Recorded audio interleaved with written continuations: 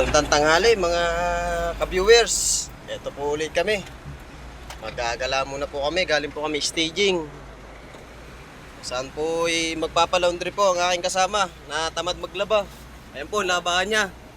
Kakaunti na lang, hindi pa niya malaban. Ito po, papunta kami ng Wawa Market. Ito po ang papuntang itaas, sa terasas po, sa ginagawa namin project. Yan po yung aming truck. May karga pong mga bakal na dadalhin po sa site. Sumabit pa po yung ibabaw sa wire. Sobrang laki po ng aming truck. Ito po yung ibayo kung tawagin. Ayan po. Dito po lang niya sa Nasugbu, Batangas. Ayan po. Pakaganda po dito guys. Pumasya lang po kayo kung gusto nyo makita ang kagandahan ng mga beach resort po dito. Napakadami po dito, mananawa po kayo. Ayan po. Madadaanan nyo lang po ito, ayan. Hindi po kayo maliligaw dito sapagkat marami kayong pwedeng pagkatanungan. Ayan po ang ibayo.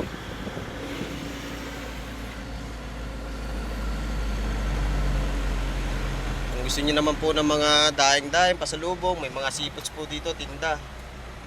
Ayan, marami po dito. Ayan o, bigas, dami.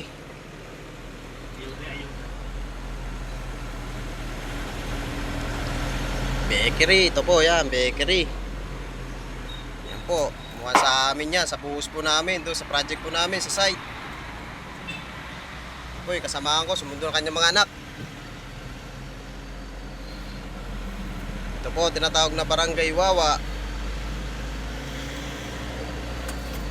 Oh, muntik pa masagasaan yung aso. Yan po, bakery.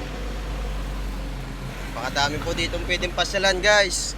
Napakarami pong beach. Kung kayo makakapasyal po dito, pasyal na po kayo.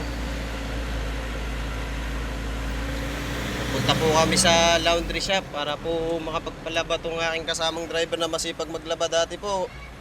Talagang napakasipag niya maglaba. Ngayon, kumikita na po ng limpak-limpak gawawi sa mga ghost project niya. Ayan po, simbahan ng Wawa. Napakaganda po dyan. Pwede po kayo magpa-reserve dyan kung gusto nyo magpakasal dito. Ito naman po ang eskwelahan ng Wawa Elementary School. Ayan po yung mga bata. Oh. Wala pa yung mga sundo nilang magulang. Ayan. Yung kanilang mga anak. Kasakay po sa motor.